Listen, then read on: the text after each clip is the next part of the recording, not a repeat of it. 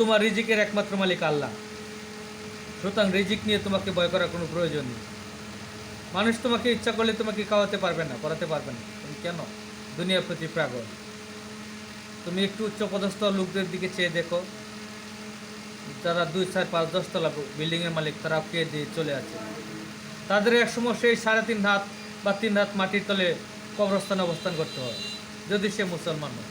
যদি খ্রিস্টান হয়, একই অবস্থা, তার মাটির তলে অবস্থান করতে হয়। আর যদি সনাতন ধর্ম হয়, তাকে শ্মশানে গিয়ে পুরে ভস্ম করে দেওয়া হয়। 5 তলা বিল্ডিং আর 10 তলা বিল্ডিং আর মাটির ঘর তার জন্য কিন্তু কিছুই না। আর ঠিক তদ্রূপ নিচের দিকে চেয়ে দেখো যে একজন রাস্তার ভিখারি, যার অর্থ নেই, সম্পদ নেই, ধন সম্পদ নেই, চলার মতো টাকা নেই, সেও কিন্তু কে দিয়ে বেঁচে আছে অসুস্থতা সুস্থতা নিয়ে। সকল কিছু আল্লাহর নিয়ামত। তাকেও একদিন সেই মাটির নিচে চলে যেতে হচ্ছে, সেই শ্মশান ঘাটে পুড়তে হচ্ছে। হ্যাঁ, যার যে ধর্ম অনুসারে তাকে সমাহিত করা হয়। আর তুমি যতই যতই যতই বিত্তশালী হও, যতই হও, এ প্রাণের রুহুটা যতদিন তোমার মাঝে আছে, তখন তোমাকে সবাই মূল্যায়ন করবে। তুমি 10 তলা বিল্ডিং থাকা অবস্থায় তুমি মরে যাও, তোমাকে লাশ বলবে, তুমি একজন লাশ, তোমার নাম ধরে কেউ ডাকবে না। যদি তুমি সন্ধ্যাবেলা মেরে দাও, তোমারও এত কষ্টের, এত আদরে, এত সম্মানের, কোটি টাকার ব্যয়ের 5 তলা বিল্ডিং থেকে তোমাকে বের করে ঘরের বাইরে রাখা হবে, শহর পর্যায়ে সর্বোচ্চ বারিন্দায় রাখা হবে। গ্রামে তো আরও কঠিন। গ্রামের মানুষ একটু সহানুভূতিশীল বেশি, সন্তান পিতামাতা মায়ের প্রতি ভালোবাসা মহব্বত থাকে। কিন্তু শহর আরও অনেক কঠিন, কঠিন বাস্তবতার জীবন। এখানে যে বাস করে তার সর্ম বুঝে উপলব্ধি করেও করার কিছু নেই, কিচ্ছু নেই। সব অবস্থায় মানুষের দীক্ষা নিয়ে চলতে হয়। এখানে মিথ্যাকে সত্য, সত্যকে মিথ্যা নিয়ে বাস করতে হয়, যার নাম শহর। লেবাস নেই, লেবাসেরও পরিবর্তন নেই। 5 ওয়াক্ত নামাজ পড়ছে, সুদ খাইছে, ঘুষ খাইতেছে, সন্তানাদি মাদ্রাসায় পড়াইতেছে, কিন্তু অন্যের হক নষ্ট করছে। মসজিদও নিয়মিত হাজিরা দিচ্ছে,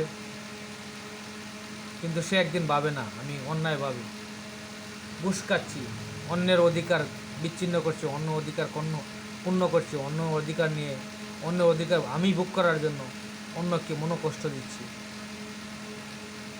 এই সেই একদিন 2, 4, 10, 5, 15, 20, 25, 30, 70 বছর পরে 3 হাত মাটির তলে যেতে হবে, অথবা শ্মশানে পরে চাই হতে হবে। মুসলমানদের রীতি কবরে একভাবে রাখি, খ্রিস্টানদের রীতি আরেকভাবে রাখি, আবার হিন্দুরা একবারে পুরে ভস্ম করে দেয়। সেই মানুষ, তুমিও মানুষ, ওরাও মানুষ। মাটির তলে কেউ পচে, কেউ মাটির উপরে আগুনে পুড়ে চাই হয়, ভস্ম হয়। তুমি কিসের অহংকার করো, কিসের দেমাগ দেখাও? আমি আমার এই জীবনে অনেক বাস্তবতা দেখেছি, অনেক মানুষকে দেখেছি অন্যের ধন উপার্জন করেছে, অন্যের ধনে আত্মঘাতী হ্যাঁ, কষ্ট দিয়ে নিজ উপার্জনকে বড় হয়েছে। তাদেরকেও আমি দেখেছি ডেলিভারি হিসাবে, তাদেরই বংশধর ডেলিভারি হিসেবে আসে, কাজ করে, কোটি কোটি সম্পত্তি, টাকার মালিক ছিল, বন ভরা সম্পত্তির মালিক ছিল। অন্যায় অত্যাচার চিরস্থায়ী নয়, এটাই সত্য, এটাই ধ্রুব সত্য, এটা কোরআনের বাণী। সকল ধর্মের মানুষ একদিন একটা জিনিস বিশ্বাস করে, কিয়ামত হবে। সকল ধর্মের মানুষ বিশ্বাস করে সত্য এবং মিথ্যা দুটোই আছে। সকল ধর্মের মানুষ বিশ্বাস করে স্বর্গ নরক আছে। যে কয়েকটা মৌলিক জিনিস আছে পৃথিবীতে, সকল ধর্মের মানুষ বিশ্বাস করে। হয়তো তাদের কর্মসম্পদ ভিন্নতা থাকতে পারে, আমি, আপনি, তুমি, তুমুক সে যাই হোক, সবই এক আল্লাহর সৃষ্টি। মহান আল্লাহ তাআলা সে একদিন সকলের বিচার করবেন।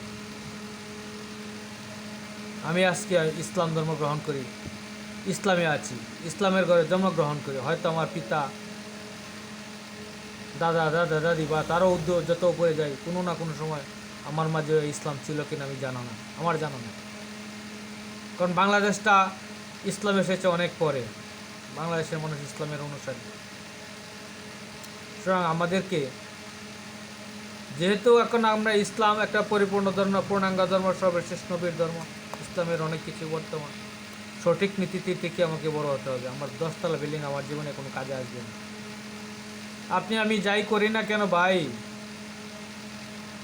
আল্লাহর পথে, আল্লাহর রাস্তায় নীতিতে সঠিক থেকে কোনো কিছু করতে হবে। যাক, অনেক কথা বললাম, অনেক কিছু শোনালাম। জানি না কার কি উপদেশে কোনো কাজে লাগে কিনা। যদি কোনো দিন কোনো কিছু কাজে লাগে আমি শুকরিয়া, আলহামদুলিল্লাহ। আমি চলি আমার নীতিতে, আপনিও আল্লাহর রাস্তায় আল্লাহর নীতিতে চলেন, অটুট থাকেন। জীবনে ইহকালে না হোক পরে গেলেও কাজে লাগবে, আর ইহকালেও কাজে লাগবে। আমি দেখেছি অনেককে যৌবন অবস্থায় অনেককে অত্যাচার করতে, বৃদ্ধ বা মাঝামাঝি অবস্থায় সে পড়ে গেছে, অসুস্থ হয়ে গেছে। আল্লাহ তাকে দুনিয়াতেই অনেক আযাব দিয়েছে। আবার একাতো হাদিসে আছে, আল্লাহ যাকে পছন্দ করে দুনিয়াতে আযাব দিয়ে তাকে মুক্ত করে নেয়। অনেক ভালো কাজের মধ্য দিয়ে অনেকে ভালোভাবে বেঁচে থাকে। ভিডিওটা অনেক বড় হলো, যদি একটু শোনেন মনোযোগ দিয়ে হয়তো কাজে লাগতে পারে। সকলকে ধন্যবাদ।